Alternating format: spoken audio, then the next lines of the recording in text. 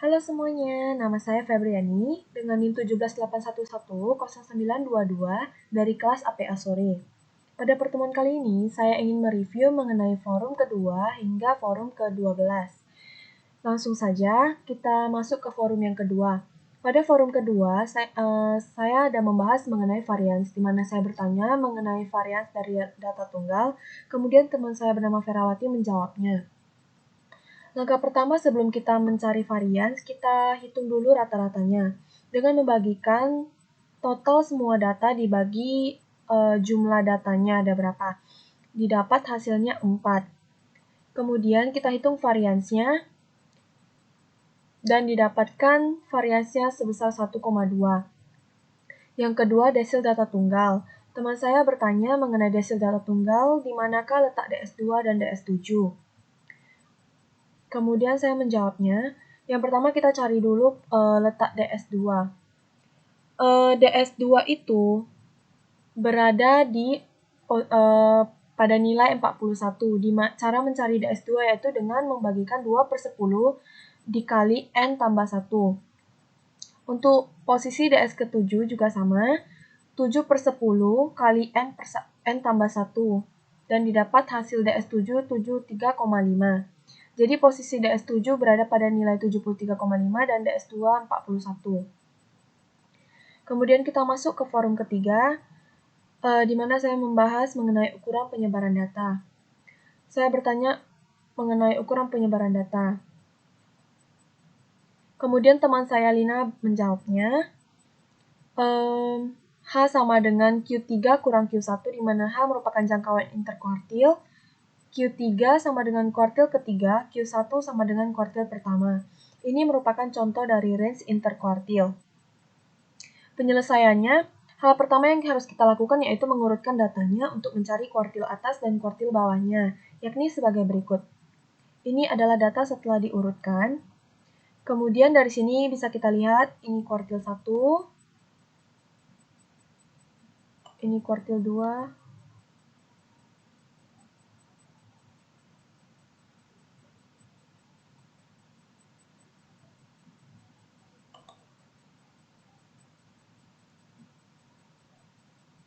kuartil 3. Jadi, kuartil bawah Q1 dan kuartil atas Q3 dari data tersebut, yaitu 30 dan 45. Maka QR sama dengan Q3 kurang Q1, QR sama dengan 45 dikurang 30, dan didapat nilai QR-nya sebesar 15.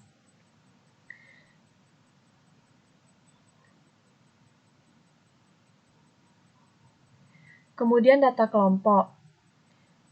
Teman saya bertanya mengenai data kelompok dan membuat pertanyaan untuk menentukan nilai P40. Kemudian saya menjawabnya. Yang pertama kita cari dulu letak kelas interval dari P40 dengan menggunakan rumus PI sama dengan I/100 kali N. Dan didapat hasil PI yaitu kelas intervalnya berada pada interval ketiga. Yang kedua, kita menentukan batas bawahnya dengan menggunakan rumus B sama dengan 1/2 kali BK interval ketiga tambah BK interval kedua. Kemudian didapatkan hasil B-nya sebesar batas bawahnya sebesar 69,5. Kemudian kita cari nilai P40-nya dengan menggunakan rumus B tambah P kali I/100 kali N kurang FK frekuensi kumulatif bagi F. Dan didapatkan hasil P40-nya sebesar 70,5. Yang keempat, ini membahas mengenai permutasi. Teman saya bertanya mengenai permutasi, kemudian saya menjawab pertanyaannya. Dari soal ini diperoleh data jawabannya, yaitu ada 840 cara untuk memilih susunan posisi tersebut. Kemudian saya bertanya mengenai kombinasi dan peluang. Dengan menggunakan rumus seperti ini, kita dapatkan nilainya yaitu 4/11.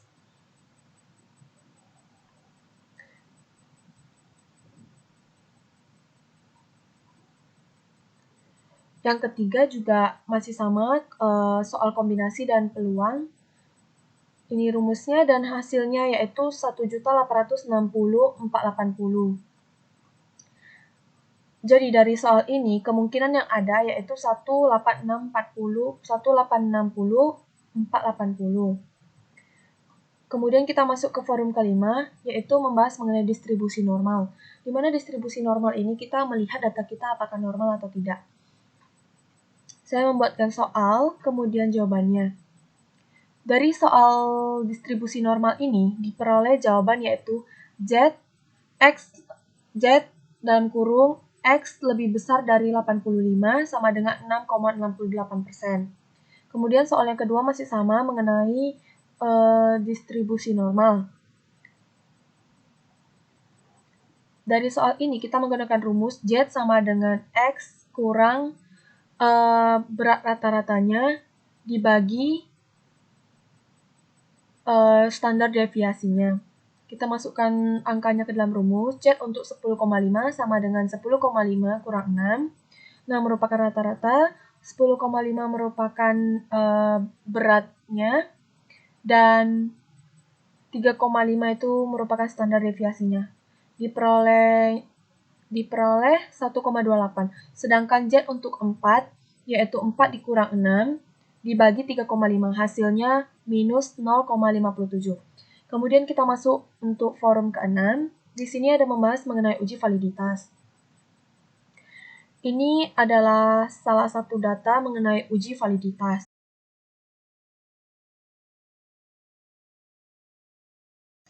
Dengan menggunakan rumus ini, Rx sama dengan N sigma X kali Y kurang sigma X kali sigma Y dibagi akar N kali sigma X kuadrat kurang sigma X pangkat 2 kali N sigma Y pangkat 2 dikurang sigma Y dalam kurung pangkat 2. Dari rumus ini diperoleh jawabannya 0,79 yang berarti validitas dari data ini tinggi. Kemudian kita masuk ke forum ke-7 di mana membahas mengenai uji reliabilitas dengan menggunakan teknik Kuder-Richardson atau biasa disebut dengan KR20. Ini ada datanya. Kemudian kita cari dahulu yang pertama simpangan baku.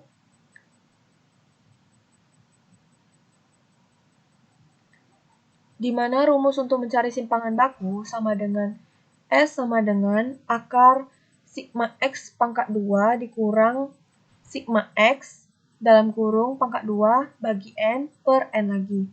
Kemudian dari simpangan baku ini diperoleh jawaban sebesar 1,25.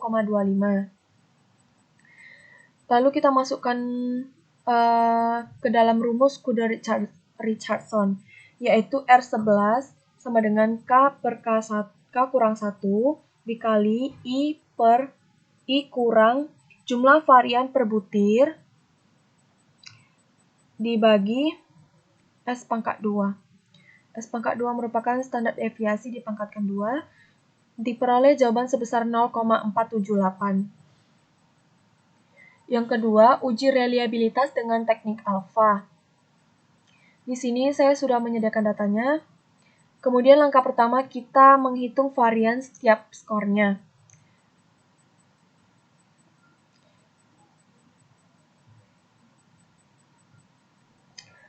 Ini merupakan jawaban untuk varian setiap skornya.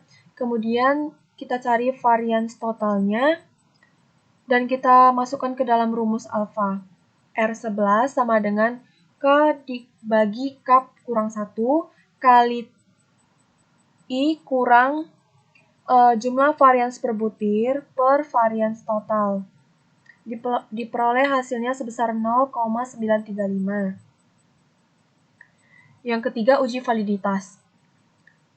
Ini sudah ada datanya, kemudian kita masukkan ke dalam rumus.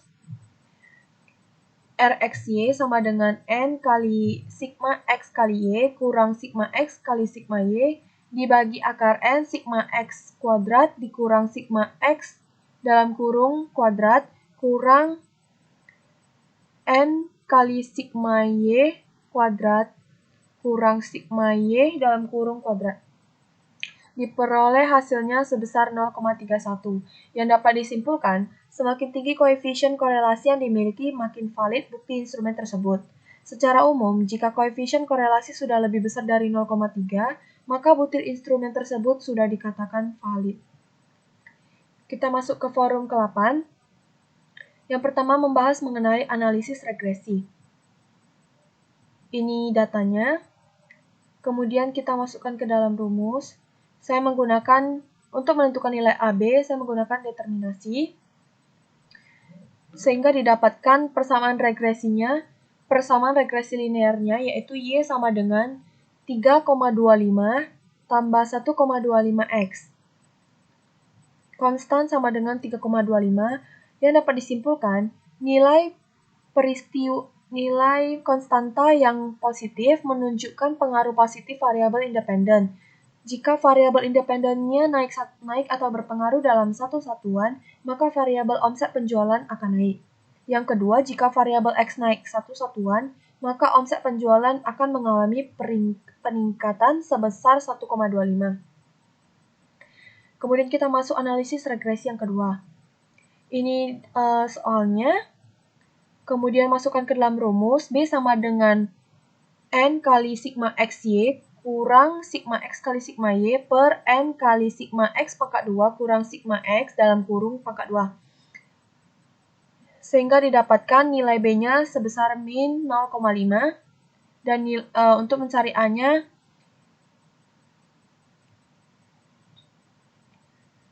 sehingga didapat nilai A-nya 5,75. Persamaan garis regresi yang didapat yaitu Y sama dengan 5,75 dikurang 0,5X. Sehingga dapat disimpulkan nilai konstanta yang positif menunjukkan pengaruh positif variabel independen. Bila variabel independen naik atau berpengaruh dalam satu satuan, maka variabel dependen atau Y akan naik. Jika variabel X naik satu satuan, maka variabel Y akan mengalami penurunan sebesar 0,5. Kita masuk analisis regresi berganda. Ini datanya. Kemudian kita masukkan ke dalam rumusnya.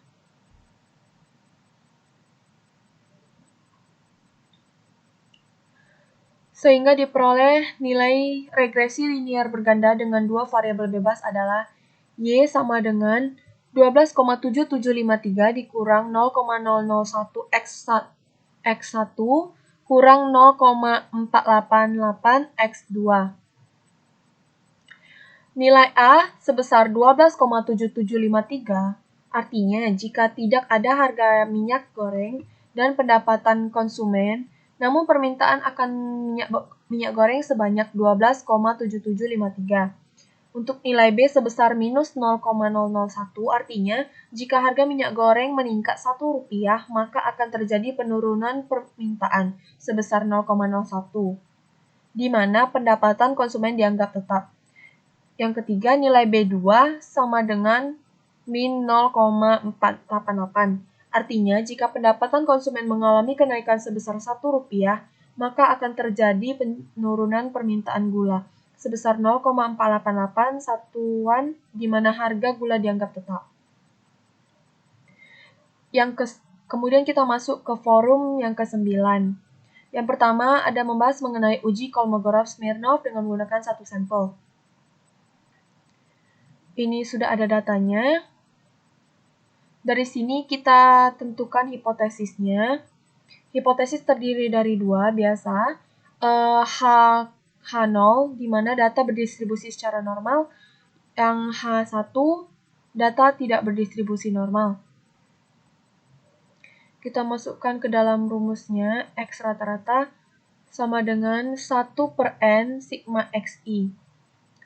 Yaitu 1 per 5. Kemudian ini semua kita tambahkan sehingga didapatkan hasilnya 8.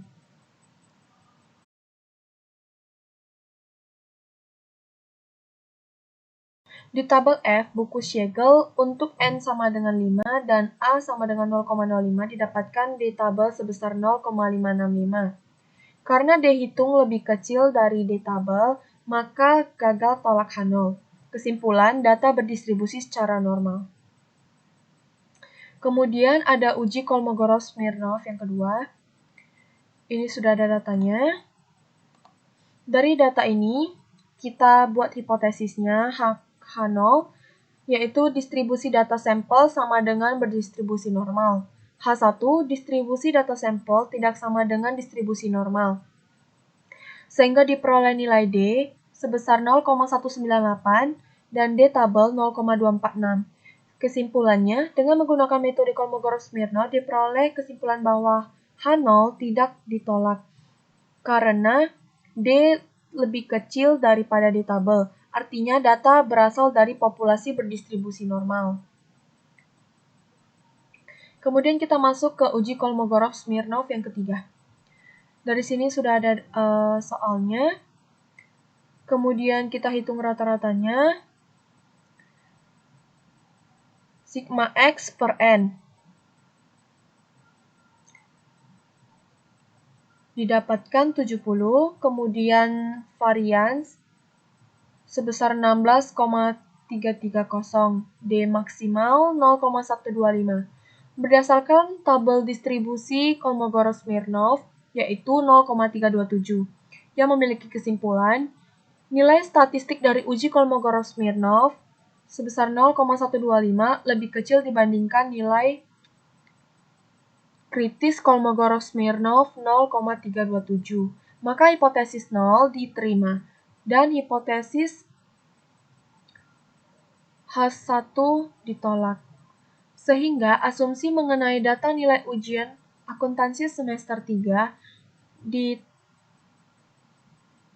dari populasi yang berdistribusi normal dapat diterima pada tingkat signifikan 5%. Kita masuk ke forum yang ke-10. Yang pertama membahas mengenai uji heteroskedastisitas. Ini sudah ada tabel data untuk diolah. Kemudian ini merupakan hasil olah dengan menggunakan SPSS. Ini adalah tampilan scatter plot. Dari hasil output ini dapat disimpulkan bahwa jika titik-titik data menyebar di atas dan di bawah titik 0 pada sumbu Y dan X serta tidak membentuk pola tertentu seperti jejak menumpuk, maka dapat disimpulkan bahwa tidak terjadi gejala heterokedastisitas. Pada hasil output di atas dapat disimpulkan terjadi gejala heteroskedastisitas. Kemudian kita masuk ke uji multikolinearitas. Ini tabel datanya. Kemudian ini hasil output dari SPSS. Keterangan, kesimpulan dari nilai tolerans dan VIF akan selalu sama. Jadi, jika kita pilih salah satu, jika kita menggunakan tolerans, maka nilainya mesti harus lebih besar daripada 0,1.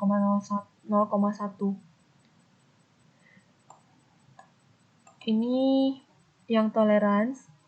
Sedangkan jika menggunakan VIF, maka nilainya harus lebih kecil dari 10. Ini untuk VIF. VIF-nya lebih kecil dari 10. Dengan demikian, dapat dikatakan tidak terjadi korelasi yang sangat kuat antara setiap variabel bebas independen. Kemudian kita masuk ke uji autokorelasi dengan menggunakan durbin Watson. Ini tabel datanya, kemudian ini merupakan hasil ujinya. Berdasarkan tabel output model summary di atas, diketahui nilai durbin Watson sebesar 2,017. Selanjutnya, nilai ini akan kita bandingkan dengan tabel durbin Watson pada signifikansi 5% dengan rumus Kn. Adapun jumlah variabel independen adalah 2 atau K sama dengan 2. Sementara jumlah sampel atau N sama dengan 24, maka Kn sama dengan 224. Angka ini kemudian kita lihat pada distribusi nilai tabel Durbin-Watson. Maka ditemukan nilai DL sebesar 1,18781 dan DU sebesar 1,54639. Nilai Durbin-Watson sebesar 2,017 lebih besar dari batas atas atau DU, yakni 1,54639 dan kurang dari 4 kurang DU, yaitu 4 kurang 1,54639 sama dengan 2,45361. Maka dapat disimpulkan bahwa tidak terdapat masalah atau gejala autokorelasi dari data di atas ini. Kemudian kita masuk ke pertemuan yang ke-11. Pada pertemuan 11 membahas mengenai uji hipotesis 1. Dari soal ini, kita tentukan terlebih dahulu hipotesisnya. Setelah kita tentukan hipotesisnya, kita cari nilai kritis dari tabel chi-square. X kuadrat A sama dengan 24,9958, yaitu A sama dengan 0,05, A merupakan taraf signifikansi, dan di F 16 kurang 1 bagi 15. Ini merupakan statistik ujinya. Dari hasil statistik uji ini, diperoleh nilai 22,5, sehingga dapat disimpulkan karena 22,5 atau nilai statistik uji yang dihasilkan lebih kecil daripada 24,9958 atau merupakan nilai kritis dari tabel chi-square, maka data ini tidak dapat menolak hipotesis H0 yang merupakan lebih kecil sama dengan 16. Kemudian kita masuk ke uji hipotesis yang kedua. Dari sini sudah ada datanya. Kemudian kita buat hipotesisnya, ada H0 dan HA.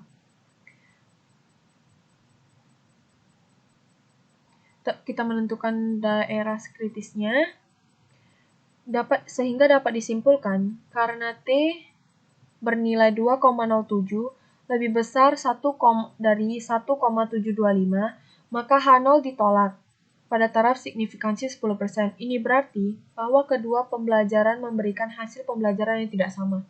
Rata-rata hasil pembelajaran kedua metode tidak sama. Yang ketiga, kita masuk ke uji hipotesis yang ketiga.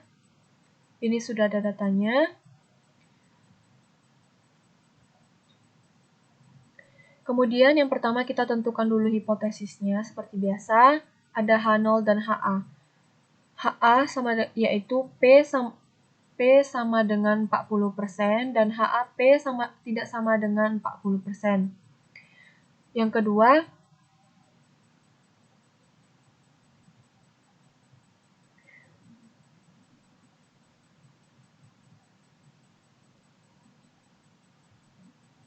yang ketiga kita melakukan uji statistik. Yang keempat kita melakukan statistik hitungnya. Dari statistik hitung dengan menggunakan rumus seperti ini, kita peroleh hasil sebesar min 0,33.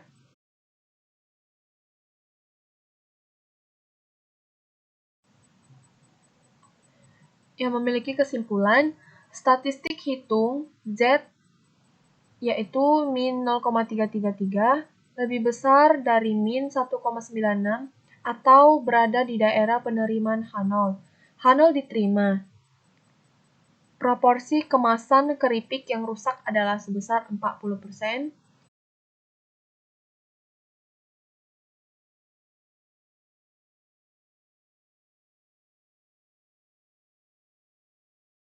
Kemudian kita masuk ke forum yang ke-12. Yang pertama membahas mengenai uji hipotesis deskriptif satu sampel. Ini sudah ada datanya. Kemudian kita tentukan hipotesisnya terlebih dahulu. H0 yaitu P1 sama dengan P2 sama dengan 0, sementara hipotesis alternatif P1 tidak sama dengan P2 sama dengan 0,5. Hasil penelitiannya yaitu mobil jenis bensin frekuensi yang memilih sebesar 14 orang, mobil jenis solar frekuensi yang memilih sebesar 10% dan jumlahnya dari kedua ini adalah 24. Teknik statistik untuk pengujian hipotesis berdasarkan hipotesis hanya berbentuk yang dirumuskan adalah hipotesis deskriptif, satu variabel atau satu sampel. Datanya berbentuk nominal dengan jumlah sampel kurang dari 25, maka teknik statistik yang digunakan adalah tes binominal. Dari kasus di atas diketahui bahwa N atau banyaknya data sebesar 24, frekuensi terkecil X sama dengan 10. Dengan melihat tabel, maka nilai koefisien binominalnya 0,271. Bila taraf kesalahan atau signifikansi sebesar 0,01, maka P sama dengan 0,271 kurang dari 0,01, maka H0 diterima. Kesimpulannya, frekuensi masyarakat dalam memilih dua jenis mobil adalah sama. Yang kedua, uji hipotesis deskriptif satu sampel menggunakan uji jet satu pihak. Ini sudah ada soalnya. Kemudian seperti biasa kita buatkan hipotesis terlebih dahulu. H0 yaitu rata-rata hasil gabah padi yang dipupuk dengan pupuk urea. Kemudian HA yaitu rata-rata hasil gabah lebih besar dari rata-rata hasil gabah padi yang dipupuk dengan pupuk urea tablet lebih tinggi dari padi yang dipupuk dengan urea butiran.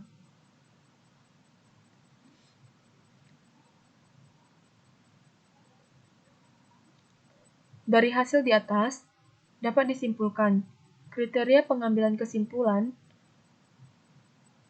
jet hitung lebih kecil daripada jet tabel, maka H0 diterima. Jika jet hitung lebih besar sama dengan jet tabel, maka H0 ditolak alias hipotesis alternatif diterima. Kesimpulannya, karena harga jet hitung sebesar 6,4286 lebih besar daripada harga tabel atau jet tabel sama dengan 1,645, maka H0 ditolak alias hipotesis alternatif diterima. Kemudian kita masuk ke contoh yang ketiga, uji hipotesis deskriptif satu sampel menggunakan chi kuadrat. Ini datanya. Kemudian kita buatkan hipotesis. Hipotesis alternatif yaitu dadu setimbang semua sisi akan muncul sama dengan 20 kali. Dan hipotesis 1, dadu tidak setimbang ada sisi yang muncul 20 kali.